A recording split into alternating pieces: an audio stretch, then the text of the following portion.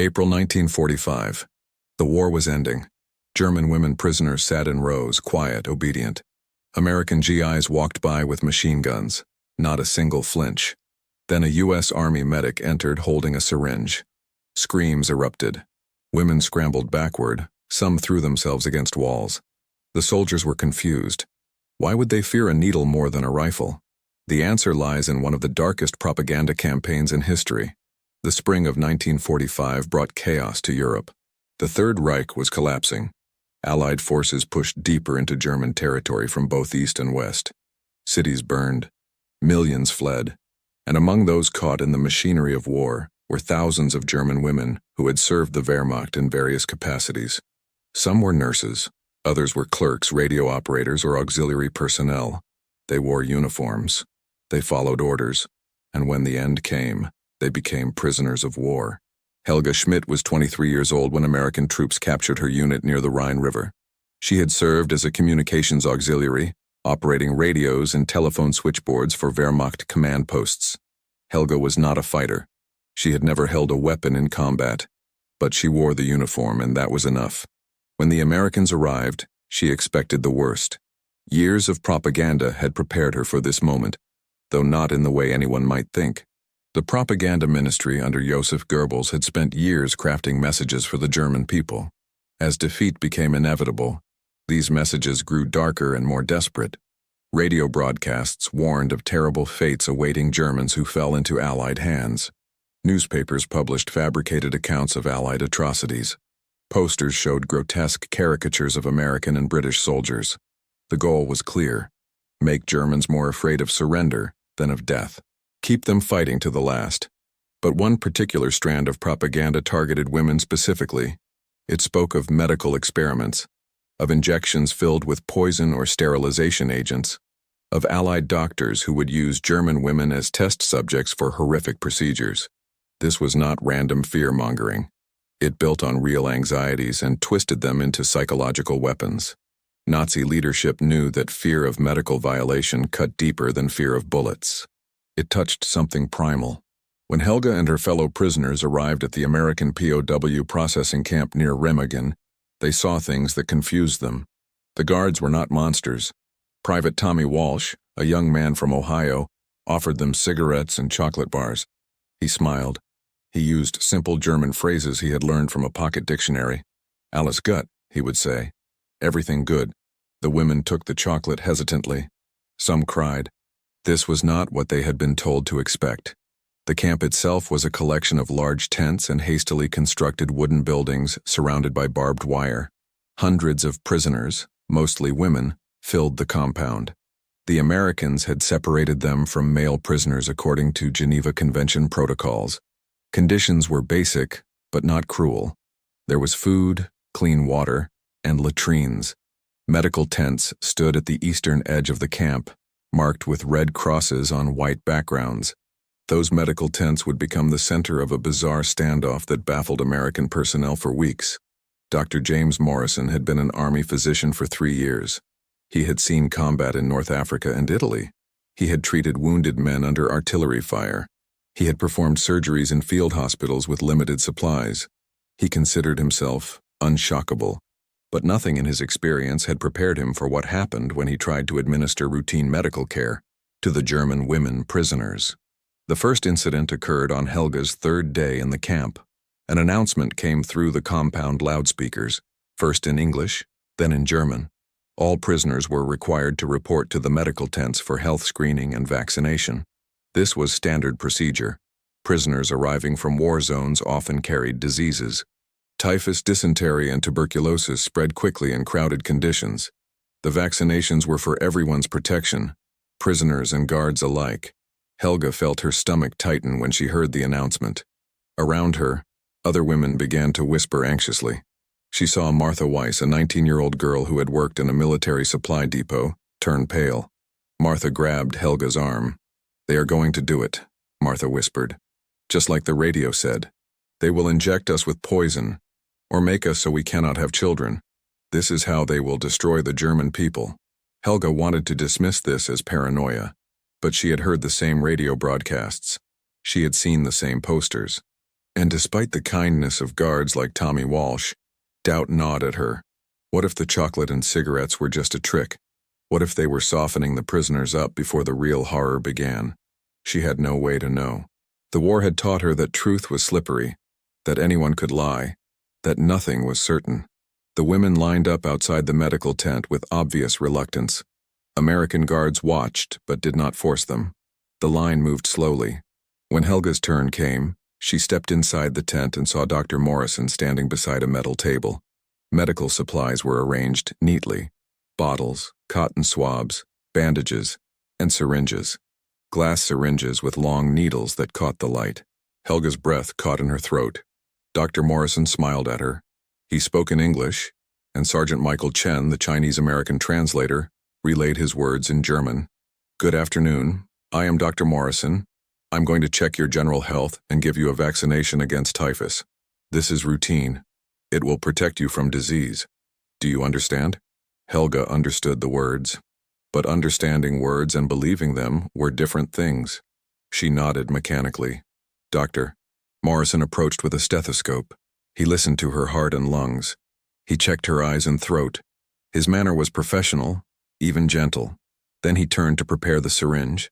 He drew liquid from a small glass bottle, held the syringe up to check for air bubbles, and tapped it with his finger.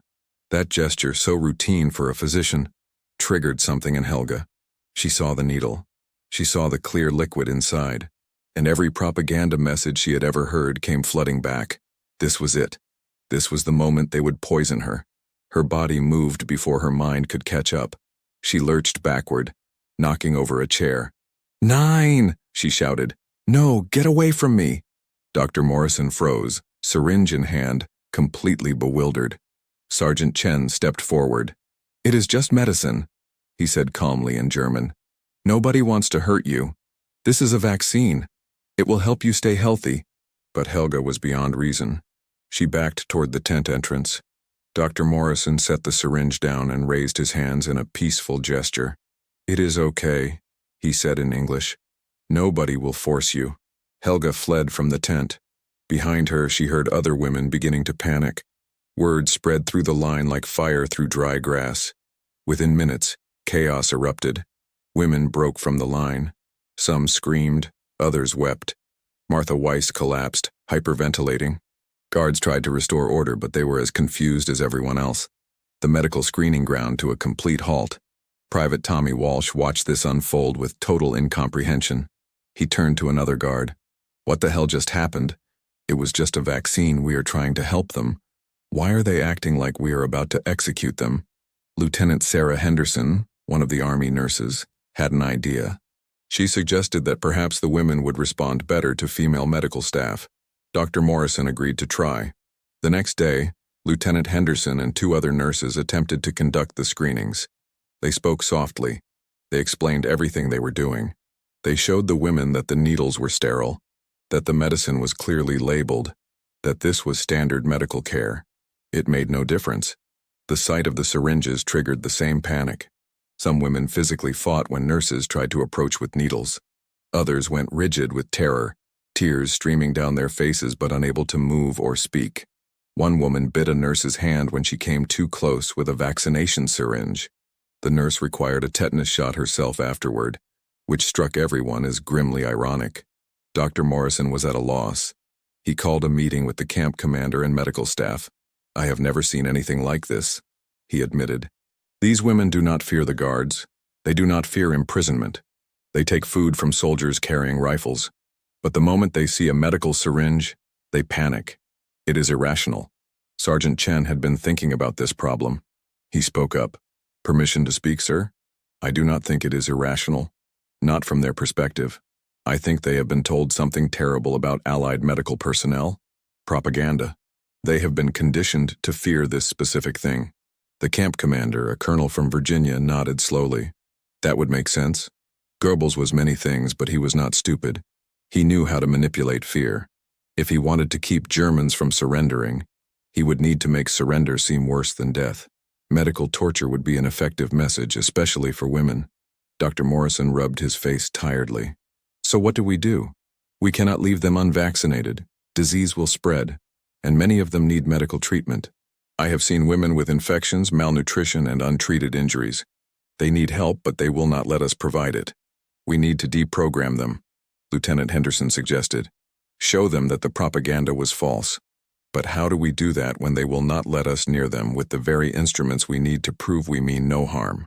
It was Sergeant Chen who proposed the solution that would eventually work.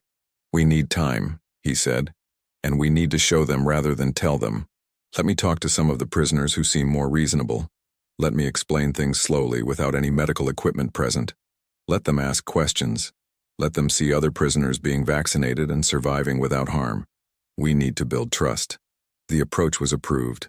Sergeant Chen began spending hours each day in the prisoner compound simply talking. He sat with small groups of women and answered questions. He explained what vaccines were, how they worked, why the Americans wanted to give them. He talked about germ theory and disease prevention. He showed them medical textbooks with diagrams. He was patient when they were skeptical, calm when they were angry. Helga was part of one of these groups. She listened as Sergeant Chen explained that the typhus vaccine contained weakened bacteria that taught the body to fight the real disease. She heard him describe how millions of soldiers on both sides had received the same vaccines. She learned that these medical practices were not experiments, but established science dating back decades. But knowledge alone was not enough to overcome years of propaganda. Helga understood the logic. She could follow the scientific explanation, but understanding with the mind and feeling safe in the body were not the same thing. Every time she thought about submitting to the injection, her heart raced and her palms sweated. The fear was visceral, below conscious thought. What finally began to change things was not persuasion, but observation. Dr. Morrison suggested that they start by vaccinating prisoners who volunteered in full view of the others. No one would be forced. Anyone who wanted the vaccine could receive it, and everyone else could watch and see what happened. The first volunteers were older women who had served as nurses themselves before the war. They understood medicine. They recognized that the American medical care was legitimate. 3 women stepped forward on the first day. Dr. Morrison vaccinated them in the center of the compound, where everyone could see. He explained each step as he worked. He showed the sealed medicine bottles. He demonstrated how he sterilized the needles. He administered the injections quickly and professionally. The 3 women who received the vaccine sat in the compound afterward, in plain sight. They did not fall ill. They did not die. They did not become sterile or poisoned. They simply had slightly sore arms for a day, which Sergeant Chen had warned would happen. This was the normal side effect of any injection. Over the following days, more women volunteered, 5, then 10, then 20. Each vaccination was performed publicly. Each time, the recipients demonstrated afterward that they were fine. The psychological barrier began to crack. If the Americans really wanted to harm them, why would they do it so gradually? Why not force everyone at once? Why explain everything? Why allow them to watch and wait? Helga wrestled with her decision for a week. Part of her knew that the propaganda had been lies. The evidence was right in front of her. Dozens of women had been vaccinated without ill effects. Sergeant Chen had patiently answered every question she could think of. Dr. Morrison had allowed her to examine the medical supplies, to read the labels on the bottles, to see that everything was exactly what he claimed it was. But another part of her clung to the fear. It had been drilled into her so deeply. The radio broadcasts had been so specific, so detailed in their descriptions of Allied medical atrocities. They had named doctors, described procedures, given dates and locations. Of course, she now realized those details had all been fabrications. But the mind has trouble letting go of fear even after it knows the fear is baseless. Martha Weiss, the young woman who had been so terrified on that first day, approached Helga one evening. "I'm going to do it tomorrow," Martha said quietly. "I'm going to get the vaccine." Helga was surprised. Martha had been one of the most frightened prisoners. "Why?" Helga asked. Martha looked at her hands. "Because I am tired of being afraid. Because Private Walsh gave me his mother's address in Ohio and told me I could write to her after the war. And I think he meant it. Because Nurse Henderson bandaged my blistered feet even though I screamed at her last week. Because Sergeant Chen has spent more time talking to us, explaining things, treating us like human beings than any Wehrmacht officer ever did." She paused. "Because the people we were told were monsters have been kinder to us than our own government was in the end." The next morning, Martha walked to the medical tent. Helga went with her. Dr. Morrison greeted them both warmly. Martha sat down and rolled up her sleeve. Her hand trembled. Dr. Morrison moved slowly, explaining everything as he prepared the syringe. "This will pinch for just a moment," he said through Sergeant Chen's translation. "Then it is over. You are very brave for doing this." Martha closed her eyes. The needle went in. She gasped, but did not pull away. "Doctor." Morrison administered the vaccine and withdrew the needle. It was done in seconds. Martha opened her eyes, looking almost shocked that she was still alive. A small spot of blood appeared on her arm. Lieutenant Henderson pressed a cotton swab against it and applied a small bandage. "That is all," Dr. Morrison said with a smile. "You did wonderfully. Your arm may be sore for a day or so. That is normal. It means the vaccine is working." Martha stood up on shaky legs. She looked at Helga. "It was nothing," she said, voice filled with wonder.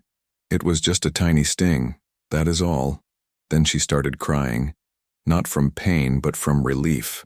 Relief that the terrible thing she had feared for so long turned out to be harmless. Relief that the propaganda had been lies. Relief that maybe, just maybe, the nightmare was really over. Helga made her decision. "I will go next," she said. When the needle entered her arm, Helga felt a sharp pinch and then nothing. The whole procedure took less than a minute. She walked out of the medical tent feeling strangely lighter. A weight she had not even fully recognized had lifted. The fear had been a chain, and she had just broken it. Over the next 2 weeks, more than 80% of the women prisoners voluntarily received their vaccinations. The remainder were still too frightened, but they no longer panicked at the sight of medical personnel. They simply asked to wait. Dr. Morrison respected that choice.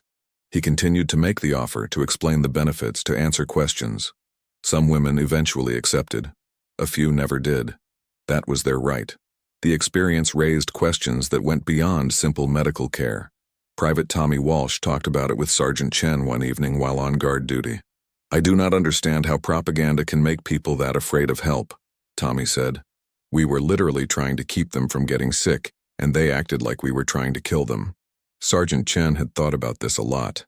"Fear is a powerful tool," he said, "especially when it is built on a foundation of truth and then twisted." The Nazis knew that medical experiments did happen. Unit 731 in Japan. Other atrocities. They took that kernel of real horror and weaponized it.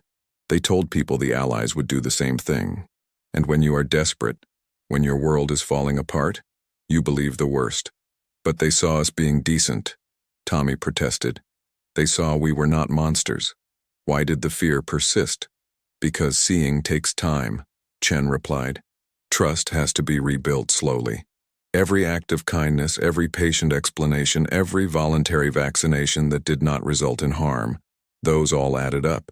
Eventually, the evidence outweighed the propaganda. But it took time. Fear, especially fear drilled in over years, does not disappear in a day." Lieutenant Henderson had her own perspective. As one of the few women among the American medical staff, she had seen the prisoners' fear from a unique angle. "What gets me is how specific the fear was," she told Dr. Morrison. "They were not afraid of doctors in general. They were not afraid of medical tents or bandages or examinations. It was specifically the syringes, the injections, because that was what the propaganda focused on. It was surgical in its precision, if you will pardon the pun." Dr. Morrison nodded grimly. "It makes a twisted kind of sense. If you want to prevent people from accepting medical help from the enemy, you target the one thing that looks most threatening to a layperson: a needle-piercing skin. It is invasive. It is sharp. It is easy to make it seem sinister. Much easier than demonizing, say, a blood pressure cuff." As spring turned to summer, the camp's population began to decrease. Prisoners were processed, their identities verified, their wartime activities reviewed. Those who had committed no war crimes were gradually released. The infrastructure of occupied Germany was slowly being rebuilt. People needed to return to whatever homes still existed, to search for scattered family members, to begin the overwhelming task of reconstruction. Helga received her release papers in June of 1945. Before she left, she sought out Sergeant Chen to thank him. They met near the camp gate, where she would walk out into an uncertain future. "You gave me something," she told him in halting English she had been practicing. "Not just vaccine. You gave me back ability to think clear, To see truth, that is bigger gift. Sergeant Chen smiled. You did that yourself, he replied in German. I just answered questions. You had the courage to listen and to change your mind when the evidence changed. That is harder than most people realize. Helga also thanked Dr. Morrison and Lieutenant Henderson. She shook Private Tommy Walsh's hand and promised to remember his kindness. Then she walked through the gate into the ruined German countryside, carrying a small bundle of possessions and a medical card documenting her vaccinations. The card would be important in the months ahead, as disease and malnutrition continued to plague post-war Europe. The story of the German women prisoners who feared syringes more than guns spread among Allied medical personnel. It became a case study in psychological warfare and its aftermath. Military psychologists analyzed it. Medical schools later used it as an example of how fear can override rational thought, and how patient education can overcome even deeply implanted propaganda. But the lessons went deeper than medical practice. The incident revealed the long shadow cast by systematic lies. Goebbels and the Nazi propaganda machine had been defeated militarily, but their psychological weapons continued to wound even after the shooting stopped. Fear, once planted, grows roots. It takes time and care to dig it out. Years later, when historians examined Nazi propaganda materials, they found explicit directives about spreading fear of Allied medical treatment. Internal documents showed that this was deliberate policy, designed to prevent surrender and encourage Germans to fight to the death. The strategy failed in its broader goal. Germany still lost the war, but it succeeded in terrorizing thousands of individuals, making their last days of the war and early days of captivity more frightening than necessary. Oberschwester Ingrid Kohler, the former German military nurse who had helped spread distrust among the prisoners, was one of the last to accept vaccination. She had been a true believer in the regime. For her, accepting American medical care meant admitting that everything she had believed was wrong. That was a harder pill to swallow than any vaccine. But eventually, watching her former patients recover while she remained trapped in fear, she made her choice. She received her injection in late May, almost 2 months after the others.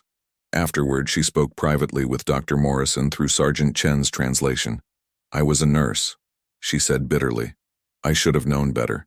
I did know better, on some level, but I let politics and loyalty override my medical judgment. That is my shame. Dr. Morrison was sympathetic, but firm. The question is what you do with that knowledge now. You cannot change the past. You can only choose whether to keep believing comfortable lies or accept uncomfortable truth. The contrast between the women's reactions to armed soldiers versus medical personnel with syringes never stopped being striking to those who witnessed it. It defied all conventional logic. Machine guns had killed millions. Syringes had saved millions. Yet the propaganda had successfully inverted the threat perception. This inversion revealed something profound about human psychology. We fear the unfamiliar more than the familiar, even when the familiar is objectively more dangerous. The soldiers with guns were frightening, yes, but they were a known quantity. Everyone understood what a gun could do. There was no mystery. But a syringe filled with unknown liquid, administered by enemy doctors that tapped into deeper anxieties. Fear of poison, fear of violation, fear of permanent harm done invisibly, at the cellular level, that might not manifest for days or years. The propaganda had exploited these primal fears masterfully. Private Walsh finally understood it when Sergeant Chen explained it to him one night. Think about it this way, Chen said. If someone points a gun at you, you know exactly what they can do and when. It is immediate. But if someone has access to your body through medicine, the possibilities seem endless and unknowable, especially if you do not understand how medicine works. That unknown is where fear lives. As the summer of 1945 progressed and the camp eventually closed, the medical staff took their lessons with them. Dr. Morrison wrote a detailed report on the experience, recommending that future military medical operations include psychological preparation for prisoners who might have been subjected to propaganda. His report emphasized the importance of patience, transparency, and voluntary participation in building trust. Lieutenant Henderson incorporated the experience into training materials for Army nurses.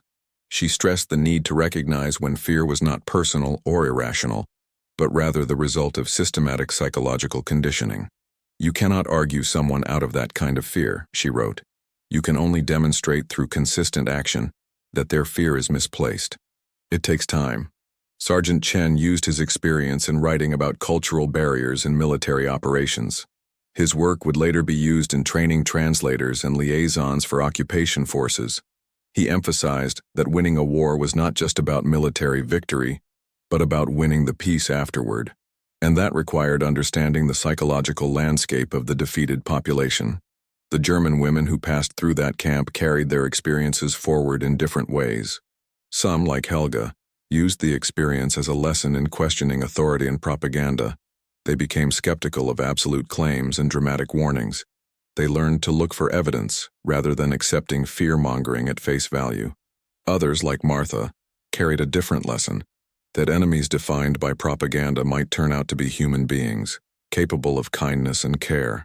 This lesson proved valuable in post-war Germany, which needed to rebuild not just physically but socially, learning to coexist with former enemies in a divided nation.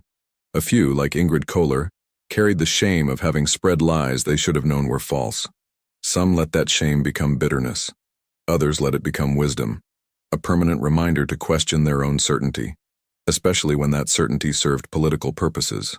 The incident became a footnote in the larger history of World War II, rarely making it into general histories. But in medical and psychological literature, it remained a powerful case study. Universities teaching propaganda analysis used it as an example. Medical schools used it to teach about the importance of patient trust and informed consent. Military academies used it to illustrate psychological warfare's long-term effects. What made the story particularly instructive was its specificity. The Nazi propaganda had not created general fear of Americans. The prisoners were not afraid of American soldiers, food, or shelter. They were afraid of one specific thing: medical injections. This laser-focused fear demonstrated how propaganda could surgically target psychological vulnerabilities with devastating precision. Modern researchers studying vaccine hesitancy and medical mistrust sometimes point to this historical example. The mechanisms are similar: distrust of authority, fear of unknown substances entering the body, reliance on emotionally charged information rather than scientific evidence, confirmation bias that focuses on worst-case scenarios while ignoring positive outcomes. The context is different, but the psychological patterns remain recognizable. The camp where all this occurred was dismantled in late summer of 1945. The tents came down. The wooden buildings were repurposed. The barbed wire was rolled up. Within months, few physical traces remained, but the psychological traces lasted much longer. The American medical personnel carried memories of frightened women backing away from life-saving care. The German women carried memories of the gap between what they had been told to fear and what actually happened. In the decades after the war, some of the participants reconnected. Helga Schmidt eventually emigrated to the United States in the 1950s. She settled in Cincinnati and worked as a secretary. She never forgot Private Tommy Walsh's address in Ohio, the one he had given to Martha Weiss. She looked him up in the phone book one day and called him. They met for coffee. It was strange and wonderful. The young soldier who had given her chocolate through barbed wire was now a middle-aged man selling insurance. They laughed about the absurdity of their first meeting: prisoners and guards, enemies, and then not. Dr. Morrison remained in the Army Medical Corps after the war, eventually rising to the rank of colonel. He served in Korea and Vietnam. He retired in the early 1970s and taught at a medical school in Virginia. He always told the story of the German women and the syringes to his students. "Never forget," he would say, "that your patient's fears, even when they seem irrational, are real to them. Your job is not to dismiss those fears, but to address them with patience and evidence." Lieutenant Sarah Henderson left military service in 1946. She married, raised children, and worked as a school nurse. But the experience in Germany stayed with her. She volunteered with organizations helping refugees and displaced persons throughout the Cold War. She understood what it meant to be caught in circumstances beyond your control, to be told lies by people in authority, to struggle to know what truth looked like. Sergeant Michael Chen had perhaps the most interesting post-war trajectory. He returned to California and used his GI Bill benefits to attend university, studying psychology and communications. He became a professor specializing in intercultural communication and psychological resilience. His academic work frequently referenced his experiences as a military translator, including the incident with the frightened prisoners. He argued that understanding how propaganda works was essential to maintaining democratic societies. If you do not understand how your mind can be manipulated, he lectured, you cannot protect yourself from that manipulation. As for Martha Weiss, the 19-year-old who had been among the most terrified, she survived the war and its aftermath. She returned to her hometown, or what was left of it, and found that her family had not. She was alone. She worked various jobs in the ruins of Germany, contributing to reconstruction. In the late 1940s, she met a British soldier stationed in the occupation forces. They married, and she moved to England, far from the devastation. She rarely spoke of her time as a prisoner, but when she did, she always mentioned the moment she allowed Dr. Morrison to vaccinate her. That was when the war really ended for me, she would say, when I stopped being afraid of the wrong things. The broader historical context makes the incident even more poignant. The Nazi regime had committed actual medical atrocities. Doctors in concentration camps had performed genuine experiments on unwilling victims. These crimes were real and horrific. The propaganda that frightened the German women POWs had taken those real crimes and falsely projected them onto the Allies. This made the lies more effective because they were built on a foundation of truth, twisted and redirected. When the Nuremberg trials revealed the full extent of Nazi medical crimes, some of the German women who had been imprisoned realized with horror that the atrocities they had been told to fear from the Allies were actually being committed by their own side. This revelation was devastating. It meant that the propaganda had not just lied, but had engaged in projection, accusing the enemy of crimes that German doctors were actively committing. This dynamic, accusing others of your own crimes to deflect attention, proved to be one of the most psychologically damaging aspects of Nazi propaganda. It did not just mislead people about external threats. It prevented them from seeing the evil being done in their name. The women who feared American syringes while German doctors conducted deadly experiments at Dachau and Auschwitz had been victims of a cruel inversion of reality. Understanding this historical episode requires grasping several interconnected truths. First, that propaganda works not by creating fear from nothing, but by redirecting and amplifying fears that already exist. Second, that trust, once broken by systematic lies, takes enormous effort to rebuild. Third, that courage sometimes looks like a young woman rolling up her sleeve to accept a vaccination she has been taught to fear. Fourth, that kindness from enemies can be more psychologically disorienting than cruelty, because it forces a reassessment of everything you have been told. The American medical personnel at that camp in spring 1945 did not set out to teach profound lessons about propaganda, trust, and human nature. They just wanted to prevent a typhus outbreak. They wanted to treat infections and malnutrition. They wanted to provide basic medical care to prisoners, as required by the Geneva Conventions and basic human decency. But in doing so, they inadvertently became participants in a psychological drama that illustrated how deeply propaganda can wound and how patiently truth must work to heal. The incident also revealed something important about the process of deprogramming. You cannot force someone to stop believing a lie. You can only provide evidence, answer questions, demonstrate through action, and wait. Sergeant Chen's patient hours of conversation, Dr. Morrison's willingness to let women watch others being vaccinated without pressure, Lieutenant Henderson's consistent kindness, Private Walsh's simple human decency with chocolate and cigarettes. All of these chipped away at the propaganda's hold. But it took time. It took dozens of small interactions, each one adding to the evidence that maybe, just maybe, the fear was misplaced. This gradual process of trust building stands in stark contrast to the speed at which fear can be implanted. A few well-crafted radio broadcasts, some dramatic posters, official statements from authority figures, these can create powerful fear in days or weeks. But undoing that fear takes months of patient counter-evidence. This asymmetry is one of propaganda's most dangerous features. It is far easier to destroy trust than to build it. The women who eventually accepted vaccination did not simply change their minds. They made a leap of faith based on accumulating evidence. Each woman had to overcome years of conditioning. Each woman had to decide that the evidence before her eyes, the healthy prisoners who had been vaccinated, The kind behavior of the medical staff, the logical explanations, outweighed the dramatic warnings they had internalized. That decision took courage. Looking back from the perspective of many decades, the incident seems almost absurd. Of course, the American medics were providing legitimate medical care. Of course, the vaccines were safe. Of course, the propaganda was lying. But this hindsight clarity should not blind us to how difficult those truths were to see at the time. For people who had been systematically misled, who had watched their country lose a catastrophic war, who had every reason to be afraid and few reasons to trust. The story of why German women POWs feared medics with syringes more than soldiers with machine guns is ultimately a story about the power and persistence of propaganda, the difficulty of rebuilding trust, the courage required to overcome conditioned fear, and the patience necessary to help someone see truth after they have been fed lies. It is a story worth remembering because its lessons remain relevant. Fear-mongering still works. Trust is still fragile. Evidence still matters. Patience is still necessary. And courage still sometimes looks like letting someone you have been taught to fear give you a small injection in your arm.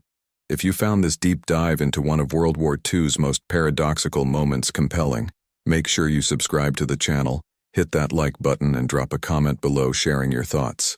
History is full of these surprising contradictions, and we will keep exploring them together.